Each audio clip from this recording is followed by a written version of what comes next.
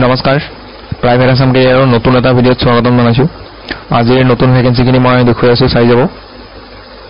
প্ৰথম ভ্যাকেন্সি আপোনালোকৰ ফ্লিপকাৰ্ট কোম্পানীৰ পৰা আহিছে ইয়াতে পোষ্ট আহিছে executive senior executive hub operation আৰু টিম লিডৰ কাৰণে লোকেশন হ'ব আপোনালোকৰ দবকা কোৱালিফিকেশন বিটেক নহলে বিই কৰা হ'ব লাগিব অৰ পিজি ইন এনি ডোমেইন বুলি দিয়া আছে মাস্টাৰ ডিগ্ৰী কৰা হলেও এপ্লাই কৰিব পাৰে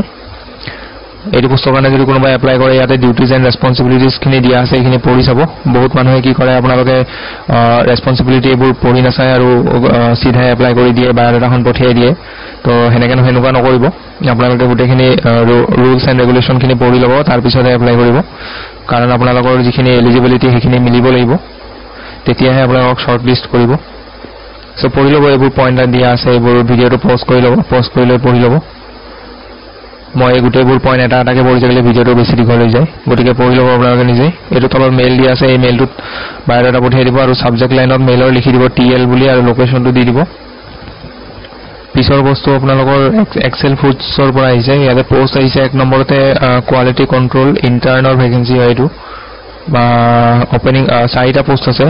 ইয়াতে কোনো এক্সপেৰিয়েন্স নালাগে ইয়াতে ফ্ৰেছাৰ এপ্লাই কৰিব পাৰে ইয়াতে স্যালাৰি কিন্তু 9000 ৰ পৰা 12000 লৈকে দিয়া আছে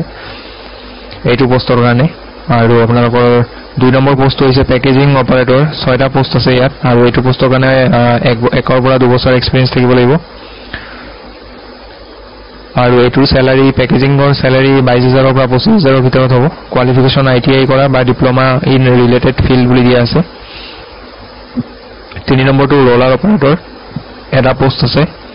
এইটো কাৰণে 3 বছৰ এক্সপেৰিয়েন্স লাগিব আৰু স্যালাৰি 22000 ৰ পৰা 25000 আৰু qualification only higher secondary pass কৰা হলে হ'ব আৰু আইটিআই পাস কৰা হলে হ'ব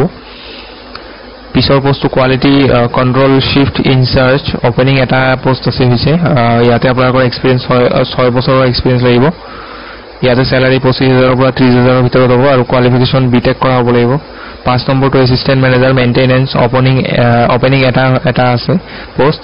এক্সপেৰিয়েন্স 7 to 8 years এক্সপেৰিয়েন্স থাকিব লাগিব আৰু স্যালাৰি 25000 to 30000 ৰ ভিতৰত হ'ব কোৱালিফিকেশন বিটেক কৰা হ'ব লাগিব ইয়াতো পিছৰটো প্ৰডাকশন প্ৰসেস ইঞ্জিনিয়াৰ দুটা পোষ্ট আছে ইয়াতে 5 বছৰৰ পৰা 6 বছৰ এক্সপেৰিয়েন্স লাগিব আৰু ইয়াতে স্যালাৰি কোনো ফিক্স নাই নেগোশিয়েবল বুলি দিয়া আছে ইন্টাৰভিউ টাইমত ডিসকাস কৰি ল'ব পিছৰ পোষ্টটো এসিস্ট্যান্ট ম্যানেজাৰ প্ৰডাকশন ওপেনিং এটা আছে আৰু ইয়াতো এক্সপেৰিয়েন্স 7 to 5 years এক্সপেৰিয়েন্স লাগিব স্যালাৰি ইয়াতে বেছি দিয়া আছে 45000 to 50000 ৰ ভিতৰত হ'ব আৰু কোৱালিফিকেশন ব্যাচেলৰ অফ ইঞ্জিনিয়াৰিং কৰা হলে হ'ব এইটো হয় মেইল এই মেইলটো বায়োডাটা পঠিয়াই দিব আৰু লাষ্ট ডেট 26 মে হ'ব পিছৰ পোষ্টটো আপোনালোকৰ ক্ৰেডিট মেনেজাৰৰ পোষ্ট হয় Guwahati location in agri business vertical of Bandhan bank limited ইয়াতে আপোনালোকৰ এইটো ক্ৰেডিট মেনেজাৰ পোষ্টৰ কাৰণে কোৱালিফিকেশন সিএ কৰা হ'ব লাগিব বা এমবিএ ফাইনান্সত থাকিব লাগিব আৰু লোকেল ক্যান্ডিডেট যদি হয় আৰু সোনকালে যদি জয়েন কৰিব পাৰে প্ৰিফাৰেন্স দিব কোনোবা ইন্টাৰেষ্টেড হলে ইমেইলটো বায়োডাটা পঠিয়াব লাষ্ট ডেট 25 মে হ'ব পিছৰ পোষ্টটো আপোনালোকৰ অফিস এসিস্ট্যান্টৰ পোষ্ট হয় এইটো কোচিং ইনষ্টিটিউট এটাৰ পৰা আহিছে লোকেশন হ'ব ভাঙাহৰ গুৱাহাটী ইয়াতে আপোনালোকৰ গ্ৰেজুৱেচন কৰা হলে এপ্লাই কৰিব পাৰে আৰু ইয়াতে কোনো ধৰণৰ এক্সপেৰিয়েন্সৰ কথা দিয়া নাই তলত দিয়া আছে এক্সপেৰিয়েন্স উইল বি প্ৰিফাৰ্ড বুলি দিয়া আছে কিন্তু ম্যান্ডেটৰি নহয় ফ্ৰেছাৰ যদি হয় আৰু যদি কম্পিউটাৰৰ কাম ভালকে জানে এপ্লাই কৰিব পাৰে এইটো মেইল দিয়া আছে এপ্লাই কৰি ল'ব পিছৰ পোষ্টটো আপোনালোকৰ কোম্পানী হৈছে Sunwine energy and infra private limited এটো কোম্পানীটোৰ নাম হয় আৰু ইয়াতে আপোনালোকৰ ওয়াক ইন ইন্টাৰভিউ হ'ব 3rd জুন আৰু 4th জুনত ইন্টাৰভিউ এড্ৰেছ দিয়া আছে 3rd floor Balaji point opposite Marwari hospital Atgaon Guwahati ইয়াতে দুটা মেইলও দিয়া আছে এই মেইল দুটাত আপোনালোকে বায়োডাটা পঠিয়াব লাগিব আৰু ইয়াতে এতিয়া পোষ্ট কি আহিছে চাই ল'ব 1 নম্বৰটো সিভিল ইঞ্জিনিয়াৰ এটা পোষ্ট আছে এক্সপেৰিয়েন্স লাগিব 15 ইয়াৰ্ছৰ 2 নম্বৰটো সিভিল ইঞ্জিনিয়াৰ দুটা পোষ্ট আছে ইয়াতে 5 বছৰ এক্সপেৰিয়েন্স লাগিব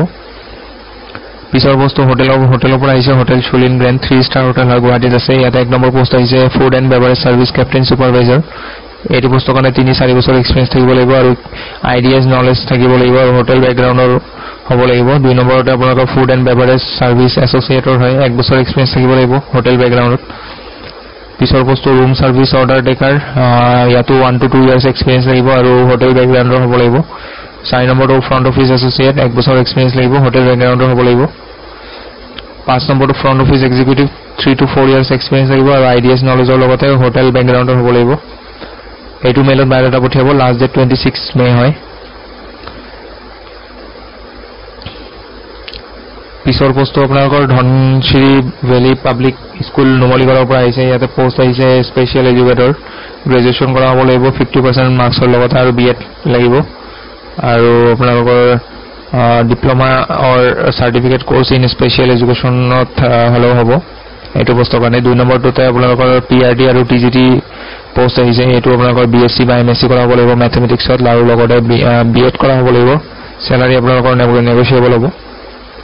সো ইন্টাৰেষ্টেড হলে এই মেইলটোত বায়োডাটা পঠিয়াব আৰু লাষ্ট ডেট 25 মে হয় আৰু কিবা যদি খুদিব লগা থাকে এইটো নম্বৰত কল কৰি ল'ব পিছৰ বস্তু ভেটেনাৰি অফিচাৰৰ পোষ্ট হয় টেকনো কমাৰ্শিয়েল ভ্যাকেন্সি এটা আছে কোৱালিফিকেশন ব্যাচেলৰ ডিগ্ৰী কৰা হ'ব লাগিব ভেটেনাৰি সায়েন্সত বা মাষ্টাৰ ডিগ্ৰী কৰা হ'ব লাগিব 3 to 5 years এক্সপেৰিয়েন্স লাগিব আৰু লোকেশন হ'ব যোৰহাট ইয়াতো ৰোলছ এণ্ড ৰেসপন্সিবিলিটি দিয়া আছে কোনোবাই এপ্লাই কৰিলে পঢ়ি চাব আৰু যদি এপ্লাই নকৰে নপঢ়িলেও হ'ব এটো মেইল হয় এই মেইলটো আৰু মোবাইল নম্বৰ এটো হয় দিয়া আছে এপ্লাই কৰিব পিছৰ বস্তু আপোনালোকৰ বেলতলা ওয়্যাৰলেছ গুৱাহাটীৰ পৰা আহিছে এইখন হেয়াৰ ক্লিনিক হয় পোষ্ট আহিছে ডেটা এন্ট্ৰি অপাৰেটৰ 2 নম্বৰটো জুনিয়ৰ একাউন্টেন্ট 3 নম্বৰটো অপাৰেটিং মেনেজাৰ গুটেকেটা পোষ্টৰ কাৰণে আপোনালোকৰ এক্সেলত ভাল হ'ব লাগিব এক্সেলত নলেজ থাকিব লাগিব কোৱালিফিকেশন গ্ৰেজুৱেশ্যন কমপ্লিট কৰা হলে হ'ব ডেটা এন্ট্ৰি কাৰণে গ্ৰেজুৱেশ্যন একাউন্টেন্টৰ কাৰণে বিকম আৰু অপাৰেশন মেনেজাৰৰ কাৰণে গ্ৰেজুৱেশ্যন থাকিলে হ'ব এইটো হোৱাটসঅ্যাপ নম্বৰ দিয়া আছে এই নম্বৰটো হোৱাটসঅ্যাপ আছে ইয়াতে পঠাই দিব বায়োডাটা আৰু লাষ্ট ডেট 25 মে হ'ব পিছৰ পোষ্ট এনকে ইঞ্জিনিয়াৰিং উলুবাৰীৰ পৰা আহিছে পোষ্ট 1 নম্বৰতে project engineer BTech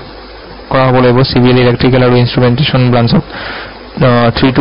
to 3 years experience লাগিব 2 নম্বৰটো সাইট ইঞ্জিনিয়াৰ বিটেক কৰা হ'ব লাগিব ডিপ্লোমা কৰা হলেও হ'ব এইগিটা ব্ৰাঞ্চত ইয়াতো 2 বছৰ বা 3 বছৰ এক্সপেৰিয়েন্স লাগিব আৰু 3 নম্বৰটো সিনিয়ৰ একাউন্টেন্ট বিকম কৰা হ'ব লাগিব একাউন্টেন্সি আৰু 4 to 5 years এক্সপেৰিয়েন্স লাগিব ৰেপুটেড কনস্ট্ৰাকচন কোম্পানীত কাম কৰা পিছৰটো ষ্ট'ৰ কিপাৰৰ ভ্যাকেন্সি হয় গ্ৰেজুৱেশ্যন থাকিব লাগিব 2 to 3 years এক্সপেৰিয়েন্স লাগিব ইয়াতো আৰু এমএছ এক্সেল জানা হ'ব লাগিব ভালকে 5 নম্বৰটো সেফটি সুপাৰভাইজাৰ বিএসসি কৰা হ'ব লাগিব বা ডিপ্লোমা কৰা হ'ব লাগিব ফায়াৰ এণ্ড সেফটি মেনেজমেন্টত 6 নম্বৰটো এইচআৰ এক্সিকিউটিভ এমবিএ কৰা হ'ব লাগিব এইচআৰত আৰু 2 to 3 years এক্সপেৰিয়েন্স লাগিব ইয়াতে মেইল দিয়া আছে দুটা ইমেইলত বায়োডাটা পঠিয়াব আৰু ইয়াতে মোবাইল নম্বৰো দিয়া আছে কোম্পানীৰ কিবা যদি খুৰিব লগা থাকে বা জানিব লগা থাকে মোবাইল নম্বৰত কন্টাক্ট কৰি ল'ব সো আজি ভ্যাকেন্সি এখিনি আছিল গুটেখিনি ভ্যাকেন্সি মই আপডেটটো দিলো আপোনালোকক সো লগ পাম পুনৰ এটা নতুন ভিডিঅ'ত আজিলৈ আহো ধন্যবাদ